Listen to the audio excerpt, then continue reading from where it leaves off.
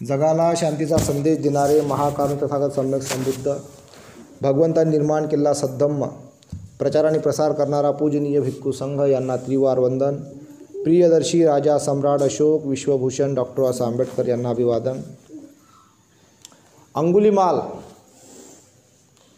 अंगुलीमाल नावाचा एक महाभयंकर डाकू होता. नाव ऐकलं तुम्ही सगळ्यांना अंगुलीमालाचं? आता इतका भयंकर डाकू होता अंगुलीमाल का तो हत्या करायचा आणि हाताचे बोटं कापून गळ्यामध्ये माळ घालायचा. तो असा का करायचा त्यामागचा लय मोठा इतिहास आहे. तो जर तुम्ही म्हटलं सांगा तर सांगेन, नाही तर पुढे जातो. आता तर त्यानंतर तो डाकू जेव्हा बनला तो हत्या करायचा. त्याला काही 1000 जणांची हत्या करायची होती म्हणते. त्यानं 999 कत्तल झाल्या होत्या. 1000वी कत्तल भगवान बुद्धाची. भगवान बुद्ध त्या जंगलात गेले. जेव्हा भगवान बुद्ध त्या जंगलात अंगुलीमाल डाकू राहायचा, जात असताना काही जणांनी भगवानला रोखलं. हे भगवान, उस जंगल में मत जाओ, वहाँ पे महाभयंकर डाकू अंगुलीमाल रहता है.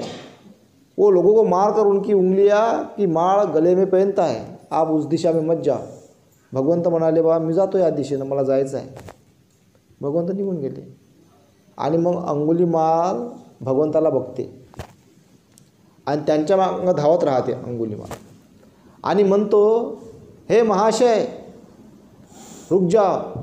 हे रुख म्हणजे तो अशा भाषेत बोलते. तर भगवान चालू राहिले आपल्या पैदल. हा पडून राहिला, पण तरी तो पडत असताना भगवान बुद्धाला पकडू शकत नाही.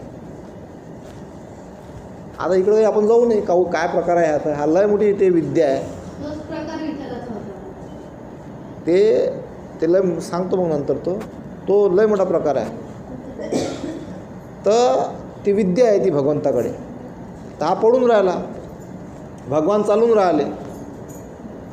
तर भगवान बुद्धांकडे जे बल होतं त्या बलामुळे काही तो भगवंताला पकडू शकत नव्हता.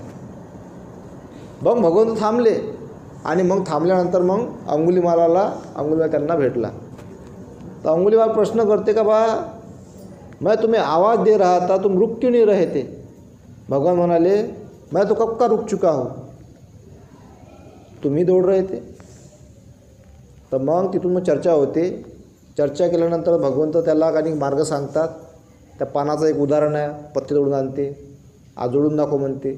असं ही चर्चा आहे. पण त्यामध्ये अधिकही भगवंत त्याला माहिती सांगतात, गोष्टी करतात, चर्चा करतात, ब्रेन वॉश करतात आणि मग त्याला धम्मामध्ये प्रविष्ट करतात. तो अहिंसक बनतो. आणि अंगुलीमाल हा जेव्हा भिक्षू बनतो आणि मग तो त्याला म्हणतात का, बा मी असा चांगला होऊ शकतो का? भगवंत त्याला म्हणतात, तुझ्यामध्ये अजूनही म्हणते चांगले गुणधर्म आहेत, तू चांगला बनू शकतोस. भगवंत त्याला वस्त्र धारण करतात आणि तो मग भिक्षा मागायला जातो. जेव्हा अंगुलीमाल भिक्षा मागायला जातो तेव्हा त्याला काही लोक दगडं मारतात, लाठ्या मारतात, शिव्या देतात. आता याच्यावर उदाहरण मी असं सांगतो का, त्याला समजून घ्या 1000 दगडं मारत असतील, 1000 काड्या मारत असतील, 1000 त्याला शिव्या भेटत असत. तर जेव्हा तो रक्तबंबाळ होऊन भगवंतापाशी येते आणि भगवंताला म्हणते का, भगवान मैंने तो सब छोड़ दिया, फिर भी ये लोग मुझे क्यों मारते? भगवंत त्याला म्हणाले, अरे अंगुलीमाल, अरे अहिंसका, तू कितीक लोकांचा पती मारला, कोणाचा भाऊ मारला, कोणाचा पिता मारला, कोणाचा मुलगा मारला, इतक्या तू हत्या केलास. आता हे सगळं तू सहन कर. भगवंत त्याला म्हणतात. तर तो म्हणतो, माझा प्राण गेला तरी 72 हे सर्व मी सहन करीन. कारण त्याच्या अंगावर तो भिक्षू जीवनामध्ये जाते तर लोक त्याला त्रास देतात. तो रोज असा परत येते रक्तबंबाळ होऊन. आणि मग एक दिवस असा येते का त्याचा ते हळूहळू काही काळामध्ये मग 1000 काड्या, 1000 शिव्या, 1000 दगडं, मग 900, मग 800, मग 700, मग 600, 500, 400, 300, 200, 100वर येते. आणि मग अजून तो जाता त्याचा मग 90, 80, 70, 60, 50, 40, 30, 20, 10वर येते. मग शेवटचेच तर काही लोक राहतात मग ते निंदा करणारे, दगडं मारणारे, शिव्या देणारे 10 राहतात. मग 10चे 9, 9चे 8, 8चे 7, 7चे 6, 6चे 5, 4, 3, 2. एक दिवस असा ते एकही राहत नाही, मग एकही संपून जाते. म्हणजे त्यानं जे कर्म केले होते एवढे महाभयंकर, त्याला इतका कष्ट भोगावा लागला, एवढ्या परीक्षेला द्याव्या लागल्या. आणि मग तेच लोक, जे लोक दगड मारत होते, ते म्हणत होते आता हा तो राहिला नाही बा अंगुलीमाल, हा बदललेला आहे, हा आता अहिंसक झाला, हा चांगला झाला, आता याच्यावर बदल झालेला आहे. आणि बदल झाल्यामुळे मग लोक त्याच्यावर फुलांचा वर्षाव करतात आणि तो अरहंत होतो. सांगा, असंच माणसाच्या जीवनामध्ये आहे. याचं उदाहरण देतोच तुम्ही.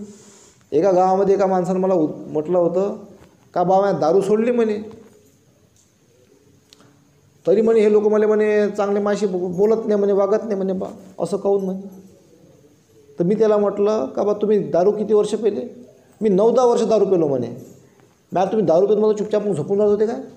झोपून म्हणे, मी तर असा बदमाश होतो म्हणे, कोणाला भांडणं करू म्हणे, मी मा सावलीत कोणी उभा नाही राहे म्हणे, कुत्रे पै म्हणे मला पाहू, रोज भांडणं करू म्हणे, शिव्या देऊ म्हणे, लय लोकांना त्रास दिला म्हणे. म्हटलं मग तुझे 10 वर्षाचे पापा म्हटलं कर्म, तुम्ही दारू किती महिने झाले सोडाले म्हटलं? 3-4 महिने झाले म्हणे सोडाले. 3-4 महिन्यामध्ये एवढे मोठे 10 वर्षाचे म्हटलं धुतले जाईन काय? मग काय करावं लागेल म्हणे? कुशल कर्म वाढवा म्हटलं, पुण्य अधिक अधिक पुण्य वाढवा म्हटलं. आणि मग म्हटलं त्याला 1 वर्षामध्ये घटू शकतात, 2 वर्ष लागू शकते, 3 वर्ष लागू शकते, 4 वर्षे लागू शकते, वेळ पडला तर पुरे 9 वर्ष लागू शकते किंवा त्यापेक्षा जास्ती लागू शकते. तुमच्या कर्मावर आहे म्हटलं सगळं अवलंबून. आणि म्हटलं एक दिवस असा येईल का हेच लोक म्हटलं तुमचाला आदर सत्कार करतील, तुमचा मान सन्मान करतील, तुमची म्हटलं काळजी घेतील, तुमच्याशी बोलतील म्हटलं. असं आहे का म्हणते? म्हटलं हो, आता सगळं म्हटलं सहन करा तुम्ही. असंच करतो म्हणजे. तसंच आहे जीवनामध्ये माणसाच्या. चांगला माणूस दुरुस्त होऊ शकतो आणि चांगला माणूस बिघडू शकतो. म्हणून रेग्युलर राहते धम्माच्या मार्गी, रेग्युलर सातत्यानं. आणि ते जर आपण करत राहिलो तर अंगुलीमालाचा अहिंसक होते, वाईट माणसाचा चांगला माणूस होते आणि जीवनामध्ये मग आनंद येते, खुशी येते. तर अशा प्रकारे ते आहे. तर राहिलं ते तर अशा प्रकारे जर आपण ते करत राहिलो तर आपल्या जीवनामध्ये सुख येत राहते.